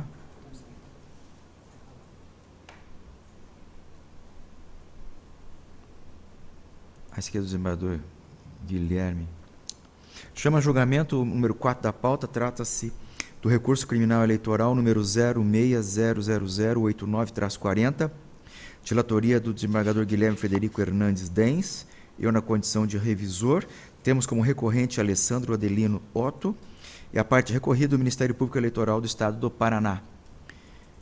Esse aqui, antes de passar então a palavra ao desembargador Guilherme, eu passo a palavra ao doutor Marcelo, que vai sustentar em nome da Procuradoria. Doutor Marcelo? Obrigado, senhor presidente. Estou bem falante hoje. É só para constar, nesse caso aqui, também é uma questão que surgiu após o parecer da Procuradoria Regional, que a defesa juntou uma petição que, levantando uma possível prejudicialidade, ela é intempestiva, no entanto, eu só queria, acho importante fazer o comentário, porque a defesa levanta aqui uma falta de, possível falta de oferta de acordo de não persecução penal em primeiro grau, e que isso poderia ser uma prejudicial de julgamento, E, no entanto, desembargador Dens, a questão aqui é que a defesa, inclusive, faz uma petição juntando vários precedentes de possibilidade de rever em segundo grau, de retroatividade. No entanto, são precedentes relativos a casos de ações penais anteriores ao pacote anticrime, né? Nesse caso aqui, a ação penal de 2022, então já houve a fase oportuna do acordo de não persecução. O promotor eleitoral consignou expressamente a sua recusa e caberia à defesa, no presente caso, senhor presidente, ter manifestado a sua inconformidade enviando os autos para a instância superior do próprio Ministério Público, que poderia revisar essas razões. E não o fez e o traz somente agora. Fui olhar nos autos para verificar se eles já tinham levantado isso anteriormente por algum motivo, mas não foi. Então, apenas para frisar essa questão de que não há nenhum impedimento ao julgamento do recurso e que o processamento do acordo de não persecução penal foi rígido no caso. Obrigado, senhor presidente.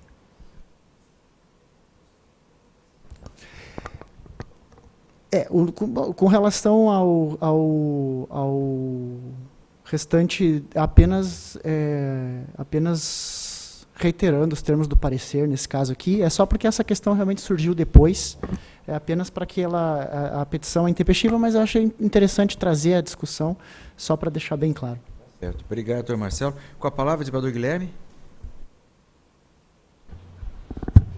Senhor presidente, eu estava com o meu voto pronto aqui, porém, assim, o doutor Marcelo fez menção a essa questão aí, eu não estou abordando isso aqui no voto, então eu vou pedir vista do processo para verificar essa questão, mesmo que seja para afastá-la, mas pelo menos que conste no voto, já que o doutor Marcelo fez menção isso aí na sustentação oral. Então, pode ser para segunda-feira que vem, se Vossa Excelência entender viável. Perfeito. Então, feito suspenso por pedido de vista do próprio relator, com julgamento para a próxima segunda-feira, 6 de maio. Isso?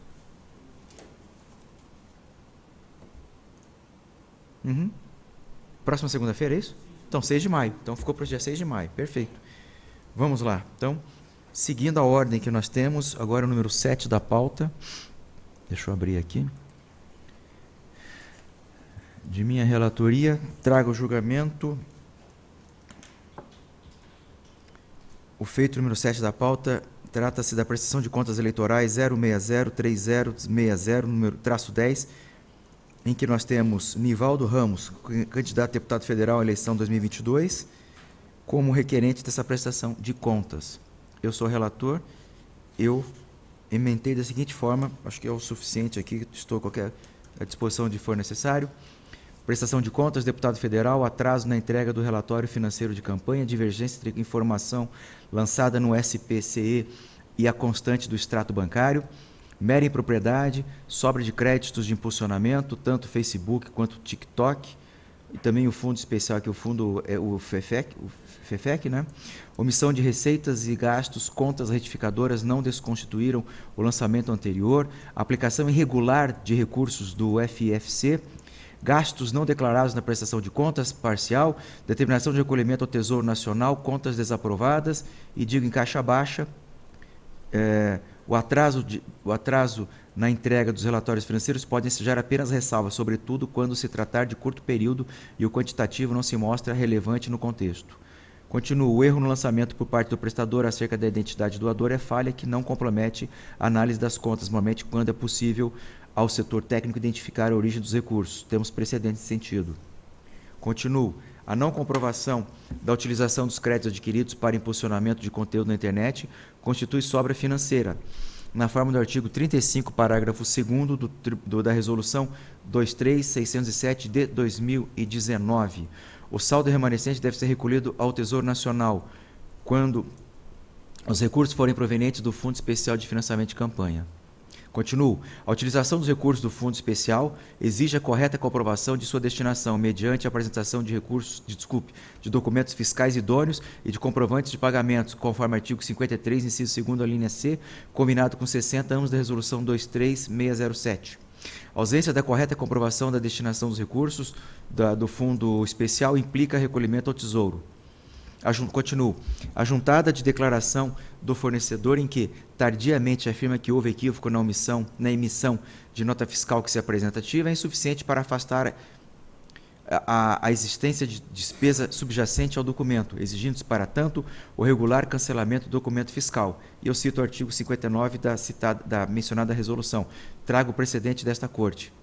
A apresentação de documentação insuficiente para comprovar a vinculação dos gastos da campanha eleitoral é vício de natureza, caracteriza má utilização, melhor dizendo, dos recursos públicos e conduz à desaprovação das contas de campanha, ensejando a determinação de recolhimento também ao Tesouro Nacional. E, preliminar, aqui mais um tópico. A prestação de contas parcial que não corresponde à efetiva movimentação de recursos caracteriza infração grave, salvo justificativa acolhida pela Justiça Eleitoral, a ser apurada na oportunidade de julgamento de prestação de contas final. Então, eu considero as contas desaprovadas com determinação de recolhimento ao Tesouro Nacional. Eu voto que eu apresento para as senhoras e para os senhores. Em discussão? Todos de acordo? Então, eu proclamo o resultado que esta Corte, por unanimidade de votos, considerou desaprovadas as contas com devolução ao erário público do valor ali auferido, nos termos do voto do relator. O resultado deste fica proclamado. Agora eu chamo a julgamento feito número 8, também de minha relatoria. Eu chamo a julgamento os embargos de declaração na prestação de contas eleitorais, número 060-2982-16 de 2022, em que eu sou o relator de embargos apresentados pela senhora Sâmia Cristina Ibaí, que foi candidata a deputada federal nas eleições de 2022. Eu vou pela emenda, o suficiente. Embargos de declaração, eleições 2022, prestação de contas eleitorais, aprovação com ressalva, omissão, julgamento que não considerou documento juntado tempestivamente, embargos conhecidos e acolhidos com efeitos modificativos. Falo da natureza dos embargos de declaração em caixa abaixo, dizendo quando qualquer vício é possível a sua complementação, e eu digo que, restando demonstrado que a tempestiva juntada de documento não foi considerada para o julgamento das contas eleitorais, deve ser reconhecida a omissão e sanada a irregularidade que conduziu à oposição de ressalva. Então, embargos de declaração conhecidos e acolhidos com efeitos infringentes. Só um minutinho, estou abrindo aqui o meu voto. Para fim de julgá-las aprovadas as contas, nos termos do voto que estou apresentando. É o voto em discussão. Todos de acordo? Se de acordo, eu proclamo o resultado que este colegiado, por unanimidade de votos, conhece dos embargos e os acolhe, integrando a decisão embargada, conferindo-lhes efeito infringente, para o fim de julgar aprovadas as contas apresentadas pela senhora Sâmia Cristina Ibaí. Esse é o resultado, portanto, que fica proclamado. Esse é o número 8 da pauta. Vamos agora ao número 9, também de minha relatoria, ou novos embargos de declaração. Eu chamo a julgamento os embargos de declaração na prestação de contas sob o número 060-3473-23 do ano de 2022. Agora aqui a senhora Isabel Cristina Diniz, que é embargante, foi candidata a deputada estadual na eleição de 2022. A minha minuta aqui, eu vou pela emenda, acho que ela é autoexplicativa. Embargos de declaração, eleições 2022, prestação de contas eleitorais, documento juntado somente após o julgamento das contas, impossibilidade de alteração do resultado, ocorrência de preclusão, conhecimento dos documentos exclusivamente para afastar a determinação de devolução de valores ao Tesouro Nacional. Embargos, portanto, são acolhidos em parte. Falo dessa possibilidade dos embargos em algumas hipóteses, e na prestação de contas, a documentação apresentada desse tempo pode ser conhecida exclusivamente para fim de se afastar o recolhimento de valores ao Tesouro Nacional, de modo a evitar o enriquecimento sem causa do poder público, mas não para afastar a irregularidade detectada. Precedentes nesse sentido, embargos conhecidos e parcialmente acolhidos para o fim de reduzir o montante a ser devolvido ao Tesouro Nacional. Este é o voto que propõe em discussão. Todos de acordo? Então eu proclamo o resultado que esta Corte, por unanimidade de votos, conhece e acolhe parcialmente os embargos somente para afastar a determinação de recolhimento do valor de R$ 1.650 ao Tesouro Nacional, permanecendo rígido os demais tópicos aqui. O último feito agora é de relatoria do desembargador José Rodrigo. Chama julgamento número 10 da pauta. Embargos de declaração na prestação de contas eleitorais número 060-3117-28 de 2022, eleições de 2022. Aqui a embargante é a senhora Ângela Regina Mercer de Melo Nasser, foi candidata a deputada federal. Com a palavra o desembargador José Rodrigo Sade. Obrigado, senhor presidente. Esses embargos aqui, que eu estou propondo a rejeição, apenas para deixar um pouco mais clara qual foi a tese da parte. A parte pede nos embargos que ela somente tenha que restituir dinheiro ao erário quando o Facebook devolver o que sobrou lá com o Facebook. Eu digo que isso não é omissão, o acordo embargado apreciou e rejeitou essa sua tese, e, portanto, a proposta de voto minha é para conhecer e rejeitar os embargos. Perfeito, obrigado, desembargador Sade. Voto esse em discussão? Todos de acordo, então eu proclamo o resultado que o colegiado, por unanimidade de votos, conhece, porém rejeita os presentes embargos de declaração nos termos do voto do relator. Resultado este que fica proclamado. Acho que agora acabou, né? Não temos mais feitos para julgar, os demais ou foram adiados ou houve pedido de vista. Os feitos administrativos foram adiados pela ausência do senhor presidente, que não se encontra na sessão, portanto, ficando para a próxima sessão da semana que vem. Então, eu considero aqui os trabalhos já concluídos, agradecendo a presença de todos e todas. Foi um prazer estar com os senhores aqui nessa tarde bem profícua. E... Não, os 3 foram adiados porque são de relatoria do presidente. Então, falha a revista. Vamos lá. Então, senhor presidente, obrigado. Gostaria de deixar registrado que hoje estamos lançando a revista Paraná Eleitoral, que é uma revista aqui da Escola Judicial Eleitoral, vinculada ao TRE do Paraná, e que mostra a excelência dos do direito eleitoral que temos, tanto aqui no Paraná quanto de fora, porque essa revista, ela é uma das, pelo menos das escolas que eu conheço, ela talvez seja a única que tenha qualis na sua revista. Nós temos qualis B2. Nossa, já então ótimo, é uma grande conquista aqui da escola, de gestões anteriores. Não sei dizer em que ano que foi conseguido, né, qual foi o presidente da escola, e o diretor da escola e o presidente do TRE, que à época conseguiu, mas realmente é um grande feito para uma revista de uma escola judiciária. E temos artigos aqui muito atuais, muito bons, e então hoje está sendo lançado, temos a versão física e a versão online. Então ela já está no nosso site, a versão online, e fica o convite para todos os membros desta corte, advogados que estejam assistindo, acadêmicos, juízes eleitorais, para encaminharem artigos para a nossa revista, que serão analisados, né? Tem aquele sistema de double check, né? E review, e temos então artigos aqui de alta grandeza. Então, senhor presidente, é isso. Gostaria de agradecer. Só aproveita e mostre. Mostrar aqui a capa dele. Não, a sua imagem está indo para o mundo inteiro agora, exatamente. Isso, deu uma arrumada no cabelo, daí. Está ali, ó. É isso aí, ó. Tá, joia. Obrigado, senhor Muito presidente. obrigado. Eu agradeço. É importante divulgar isso porque é matéria de conhecimento. Conhecimento que eu digo, você ler esses artigos de qualidade, ampliando o conhecimento nessa matéria eleitoral, que não é muito difundida. Dificilmente você encontra na área, pelo menos acadêmica, o desembargador Anderson e eu somos da área acadêmica, assim como os demais colegas, mas especialmente na federal, você tem poucos alunos que vão fazer mestrado ou doutorado em direito eleitoral. Você tem constitucional, civil, penal, os processos administrativos, enfim, mas o direito eleitoral são pouquíssimos, né? Eu só me lembro foi minha colega no mestrado, a Eneida Desirê. Professora Eneida. Ela foi minha colega no mestrado e foi para essa área eleitoral, que ela começou com constitucional e foi para o eleitoral, ela gosta muito. Isso. Mas dá para apontar nos dedos, né? Apontar. E aproveitando também, hoje será assinado com o termo de cooperação com a Universidade Federal do Paraná, às 17 horas. 17 horas.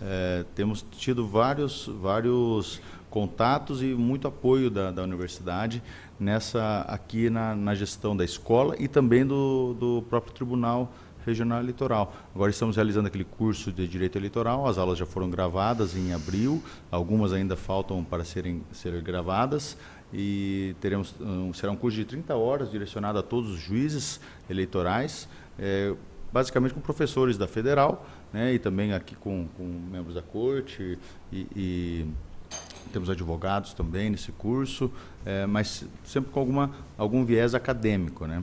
Então é isso, senhor presidente. Gostaria de deixar registrado também a nossa alegria. Obrigado. Ficamos alegres com esse. Daqui a pouco vai ser assinado esse convênio, né? É importante isso aí para o engrandecimento do Tribunal Regional Eleitoral em parceria com a Universidade Federal do Paraná.